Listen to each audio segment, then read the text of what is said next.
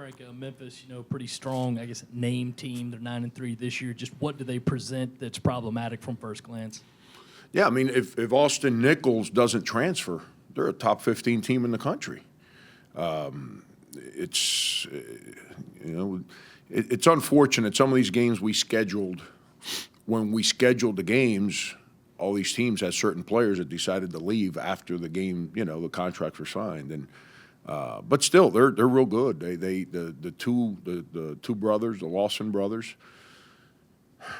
I wish I wasn't superstitious the way I am, and I would have watched film 2 days ago, but I'm stubborn in my ways, and I don't like watching film on an opponent until we play the game before the next game kind of deal.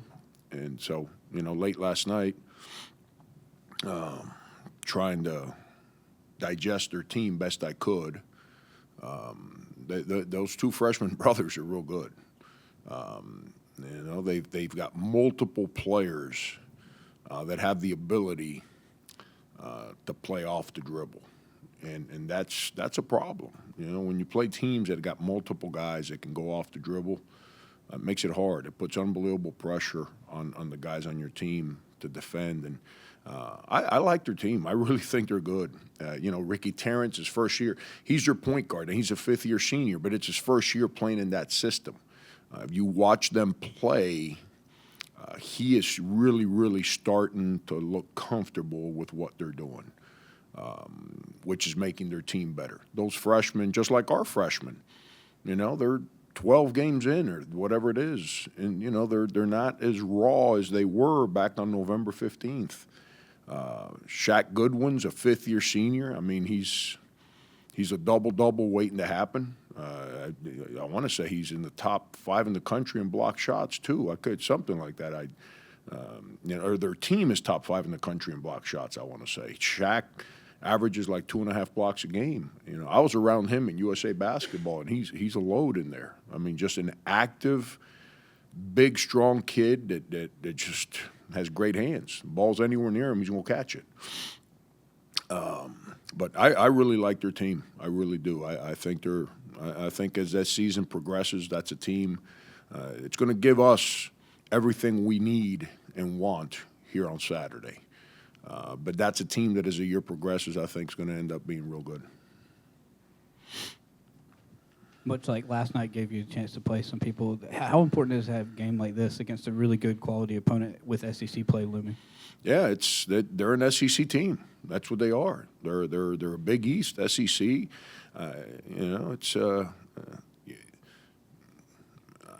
I'm trying to think back to the last time Memphis was not relevant in the top 20 in the country. I can't remember what year that was.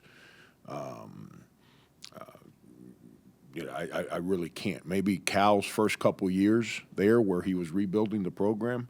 But ever since then, they're pretty much a fixture in the top 20 in the country. And it's that kind of game for us. And, when Josh and I spoke about starting the series, the date came up, and I thought that this was the perfect date because you play your non-conference games and you have no idea what your record's going to be. But as you get close to conference play, you want to make sure you expose your team to the kind of basketball talent and team that they're going to play against for 18 straight games. And that's exactly what the thought was. And the first 12 games have allowed us to play different guys, have allowed different guys to get their feet wet and understand. We have to get – Mindaugas hasn't played well here in 2 games. He's too good a kid and too good a player for him to not play better. Sorry for the double negative bad English there, but he's worked too hard, and I've got to help him. He's got to play better again. But we're prepared. Our guys are ready to go. We've got a hard stretch coming here for the next 2 months, but we all know what we signed up for. It's all good. I wouldn't assume that going undefeated in non-conference play was a team goal going into the year, but is it a nice feather in the cap to have an opportunity to accomplish that, or does it mean anything in the grand scheme of things other than the win-loss record? Yeah, John, it's all that stuff. It's good for our fans. It's good for our program. It's pretty neat. My 8-year-old, sitting at the house, and he comes in and goes, "Dad, look, we're on TV." Because they got your highlights on television, or because they're previewing the top 25 games for the day, and they've got that Power Cat on television. The Power Cat, holy cow. They got that Gamecock on television. We were talking about Kansas State this morning. My God. Oh. It's not that it matters to you guys, but we did our Christmas presents at our house last night after the game. And at a little bit after midnight, some of our friends from Kansas State are in Morgantown, because I believe they play West Virginia on Saturday. I could be wrong, but I'm pretty sure. So they've been texting us pictures with Hugs and his family and the K-Staters. So I've got that K-State stuff going in my head right now from those 1 a.m. conversations. But it's great when your 8-year-old sees that Gamecock on television. And if it excites my 8-year-old, it's got to excite our fans' 8-year-old kids. And it's all that stuff's good. But truth be told, Brian Steele asked me last night. He said, we're leaving the building last night. He says, "It's the first time you're 12-0, isn't it?" And I thought it was just Brian being Brian, a little smart aleck that he is. And I kind of started thinking about it. I said, yeah, never in my career have I been 12-0. I don't sit around and think about those things. I also reminded him that by him bringing that stat up, if something goes wrong on Saturday, even though his leg ain't real good, he gonna find a way to run now. No, it's that's good for our program. It's good for our players to be rewarded with the attention that they deserve, and hopefully it's good for our fans. Our fans, they've been starving for our sport to be good here at the school, and and our guys are really, really trying to give our fans what they want. 2 questions. First of all, how does a game like this happen? Do you and Josh just run into each other on the road recruiting or at some event, and you start talking about when we should play someday? Or what's the background behind how a game like this occurs? Yeah, what's funny is, let me get the year right here. I want to say spring of '99. I was coaching an AAU team called Coast to Coast, and he was coaching an AAU team called the Houston Hoops. And we played each other.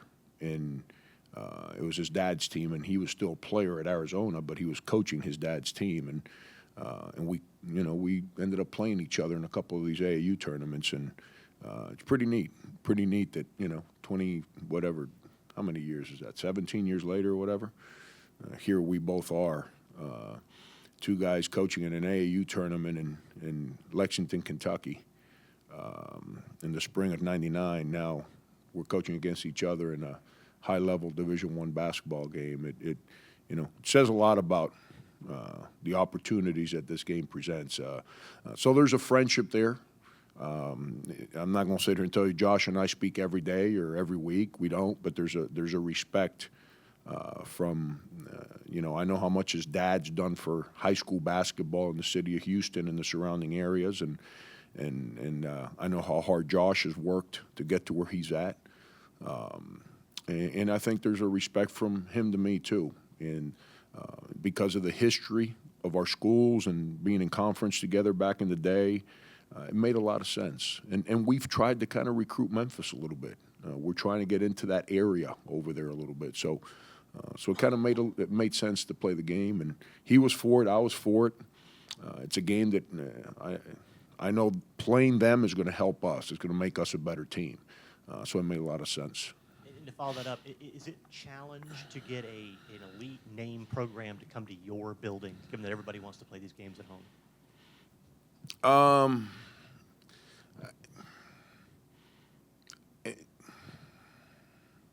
I got to be careful how I answer that.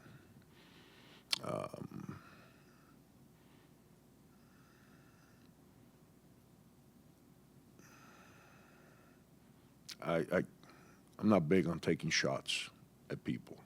Our program hasn't been good enough to expect good teams to want to come here and play. Okay, we've had to build our program. For the elite level teams to want to come to Columbia to play a game here, it's got to be good for them. Us getting elite level teams to come play us here is good for us, but is it good for them? And we're trying to build our program to make it attractive for people to want to play us. We've been able to get some good games in here. Memphis, Baylor, Oklahoma State. We've been able to get some good games here. Those have been more because of my relationships with coaches than I'd like to. Here's what I'm trying to dance around. What the heck? I don't dance around anything, so why am I dancing so much? I'd like to play some of the schools that are a lot closer to us rather than have to play Big 12 schools home and home, because we're not really recruiting in some of those areas. But we have to elevate our program so some of them schools are willing to come here. And it's unfortunate, but don't make any sense to me. But in the meantime, I'll continue to trust and rely on some of the relationships that I have with people in the business to figure out a way to play some good home and homes. It's like when we were talking about earlier, South Florida. When Orlando and I scheduled the game, part of the idea was to get that message that we got out. He didn't know that his starting point guard, who was his best player, was going to transfer midsummer to Texas A&M when we arranged the game. So I thought they were going to be a pretty good team with that young man at point. Right now, they're trying to play without a point guard. Can't win without point guards. That once again, we've gone to a relationship to try and get a team from a high-level conference to come play here. I'd like for more teams that are closer to us to be willing to play those home and homes. But I also understand their perspective. We haven't been any good. And if people get mad at me saying that, so be it. But it's the truth. Our program has not been any good. We're finally starting to get where we're respectable. It's got to make sense for them to want to play here. Hopefully, by us continuing to improve, we become an attractive opponent, which makes it good for both teams. I'm not very good at this dancing around stuff. Are you where you thought you would be in terms of progress with your team at this point in the season and going forward? What do you think needs to improve the most to sustain this going into conference play? I don't know. No one's asked me if I'm concerned about job security this year, so it's. I guess where we're supposed to be, since I haven't had to answer that question this year. I've been waiting. I mean, I haven't had that question this year, so I guess we're doing better. Help me out here. Ask your question again. Are you, from a team standpoint, do you feel good about how you progressed to this point, and what do you think you need to do to sustain it going forward? You're talking about just this year? Yeah. I'm real pleased with where our guys are at. Our turnovers, I said it last night. I've been saying it for about the last 3 games. I'm concerned. We're better in the second half. We weren't as loose with the basketball in the second half, but for 3.5 games, we were averaging right around 18 turnovers a game. And that's not good. We have to clean that up. It just have to clean that up. That's not good. I'm not concerned about that, but like I said yesterday, it's got my attention. And if it has my attention, then our players are going to hear about it relentlessly. But I'm real pleased with where we're at. I continue to be concerned about Limonis. He's a senior. I told him yesterday, and there's some things I don't share, but I don't mind sharing this. I told him yesterday, if someone told me I only had 19 games left to coach, I wouldn't sleep for 2 months because I'd be so consumed with taking advantage of every second of those 19 games that are left. And for him to go out there yesterday and play with no energy whatsoever, that's not acceptable. Forget me, to himself and his teammates. He's worked too hard to take a day for granted. And, but he's got to be consistent. For us to become the team that we're capable of being, he's got to be consistent. We're depending on a freshman and a sophomore to man our point guard spot. That's going to continue to get better. They're not where they need to be. That's going to continue to get better. But from a senior center, that everyday mentality has to be there. We can't have – you can have a bad game. You can't have a lifeless game. And that's what gets him in trouble when he plays with no energy and no enthusiasm. Those are my concerns going into conference play. With that said, as a team, I'm real – not because of our record. I'm real pleased with where we're at right now with the progress that we've made.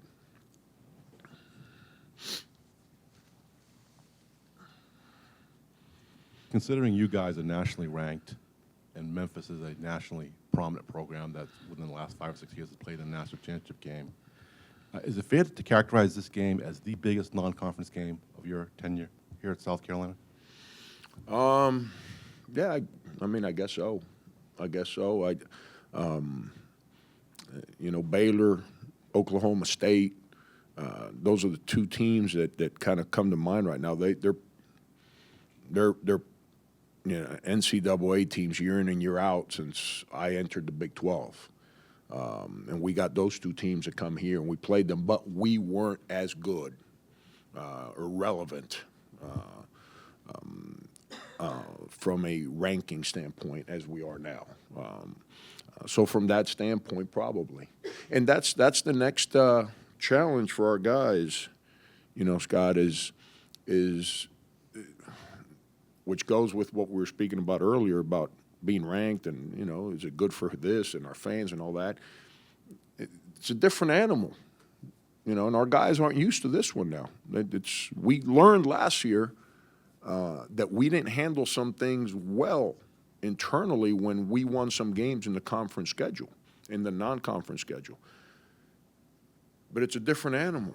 When you're the ranked team, every opponent you play is geeked up because it gives them the opportunity to make a name for themselves. And that's a new animal. We have to be rock solid. That's why Limonis's performance yesterday is a concern to me. You can't have that from your seniors, because of that, because the opponent, everyone you play, whether it's Memphis, who do we play now? Auburn, Vanderbilt, I believe that's the next 3 games. Every one of those games, when they're preparing for us, every kid on that team, just like my 8-year-old watches TV and sees the Gamecock up there, so do their players, so do their coaches. So we become the team that people get excited about beating. That's a new challenge for us, and we have to handle that the right way.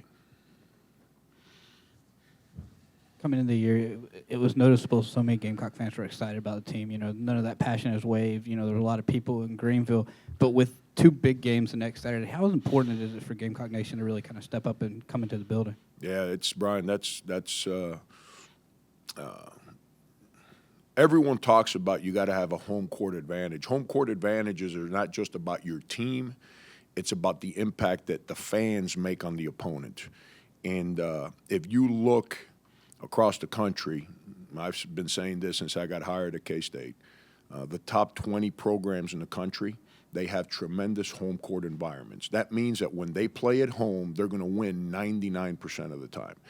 Why is that? It's not just that they all got real good players, is that their fans are unbelievable. So when that opponent walks on the court an hour before the game to shoot balls, the place is packed.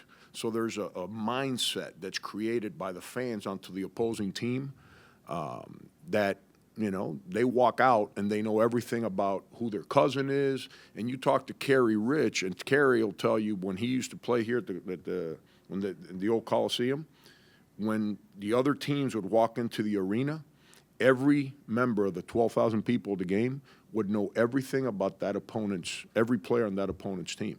And those players heard about it while they're warming up. Well, what happens is now you create a mindset where you get distractions in the opponent's mentality. That's what a home court environment's about. If your team's not good enough, I don't care how much of that stuff happens, it doesn't help. If your team is good enough, then you need that to give you an edge to create a distraction in the opponent. And that's why home court advantage is so important. That's our next step here as a program. As a team, we got to handle what we just spoke about. How to manage the other team coming after us rather than us being the team trying to make a name for itself by going after them. As a program, now we need our fans to understand that, you have to come support the team if you want to sustain winning. You have to help the team create a home court environment. You have to be there an hour before the game and be obnoxious. Not rude, obnoxious. Big difference. And you got to create an environment that helps our team when we come out of the tunnel for warm-up say, oh, my God, look at all the friends we got here with us today. And it makes the team that's on the opposing team walk out and say, holy cow, how are we getting through this one today? That's home court advantage, and that's something that we have to build now. You mentioned point guard play earlier and those guys being young. With PJ specifically, where have you seen his growth the most from game one until now? Well, until last night was not hand checking. Last night he didn't play well. I mean, there's no other way to word it. He kind of came out with the mindset that we're playing Francis Marion rather than come out with the mindset as we're playing University of South Carolina basketball. And whenever your mindset is about the opponent, you tend not to play well. And that's part of his growing process is to understand that. He struggled guarding the basketball. That's why the last two games, that's why we have fouled, because their point guard has gotten the ball past our point guard without ever passing the basketball, which then that means that now the ball's being driven into the paint, so now we're scrambling to keep the ball out of the paint, which puts you on rotation, which makes you late on the perimeter, which allows the ball to get entered deeper into the floor, which then exposes you to offensive rebounding. And he's got to be better there. He's a heck of a player. He's an unbelievable kid. He's as positive as any good player that I've ever been around. But he's got to continue to get better. And when you sign up to coach a kid, you don't sign up to coach him just on good days. You sign up to coach him every day. And the good players want to be coached every day. And they understand that there's a systematic way that they have to approach things to continue to improve. PJ gets it. He's going to be good. And we got to get Stroman had his best 2 days of practice, and probably since October, leading into this game. And then he goes into the game and he's unaggressive. Marcus is too tough a kid. He's too good a competitor to play the way that he played last night. We've got to get him, and we're going to stay positive with him because he was so good in practice. I'm just telling you, his 2 days in practice leading into on the 28th and 29th, it's as good as he's practiced in a long time. And I think both of those guys are going to be fine. And with TaMarcus, he hasn't been playing a whole lot, but is it because of the injury? How do you feel like he's coming back from his injury and what you've seen of him in practice? Yeah, that has something to do with it. The other thing that has to do with it is Michael Carreras played pretty darn well. So it's hard to get Michael off the floor because, I'm not into passing out awards in December, but you can argue Mike has been as good a player as we've had on the floor, as consistent a player as we've had on the floor. So there's only so many minutes out there because Mike's playing so well. TaMarcus, in my conversations with him, TaMarcus was a young man that depended on athleticism to find success on the floor. His second jump was as good as anyone on our team before he got hurt. He'd jump, land, and he was right back to the top of his jump before he basically even touched the ground. He was jumping again. Well, that's not there right now. And he's having to rediscover what his body can do to grow as a player. He's been better here the last couple weeks. He's starting to accept that. and he's getting better. I think you saw him yesterday when he went in there. He played with tremendous enthusiasm and energy. That's how he's been practicing. That's why he got more minutes yesterday than he had been getting. But there's really nothing wrong with TeMarcus. It's just that Michael's been playing so well at that small forward spot that, and Justin's been better this year. There's only so many minutes. It's not that he's doing things wrong. It's that the other guys are doing things real well right now. Franco, this game's kind of a reunion of the old Metro Conference when USC and Memphis were both in that league. Do you remember watching those games or hearing about them in the late 80s and early 90s? And, Perry was the coach at Tulane then. Have you guys talked about those old days? Yeah, a little bit. And Huggs was the coach of Cincinnati. So I'm not going to sit here and lie to you and say that I sat there and watched South Carolina play Memphis on television. But I remember, I believe Bill Foster was at Virginia Tech at the time. Am I correct? No, he left Miami and went to Virginia Tech, if I'm not mistaken. No, not the one that was here. The one that just passed away recently. And I believe all those teams were part of the same. I don't know. You probably know this better than me. Am I right? You sleep back there? I mean, my, jeez. But I used to follow that league a little bit. I used to follow that league a little bit, and it was a heck of a basketball conference. It was an unbelievable basketball conference. But it's great. Am I right? Yeah, that's what I thought. It's like I tell Matt Figure, I'm not right all the time, but I'm rarely wrong.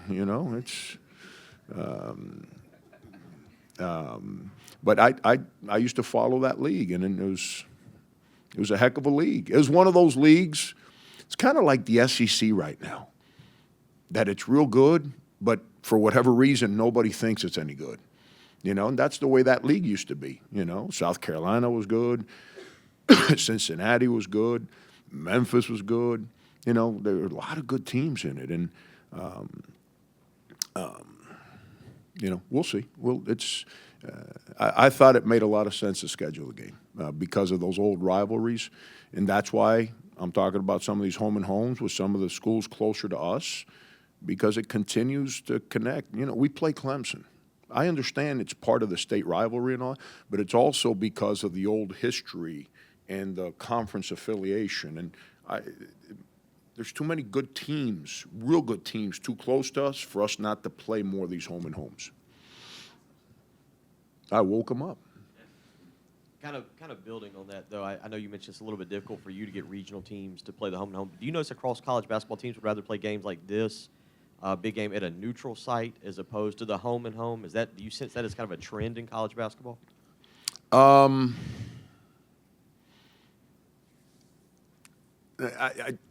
think the opportunity to play this level of an opponent on the neutral court has a lot to do with the teams that are real good to prepare for postseason play, because you don't play these level teams in postseason at home or away. You play them on these neutral courts. So I think that has some of the mentality, or the mentality to make these games happen in these neutral sites has a lot to do with postseason play.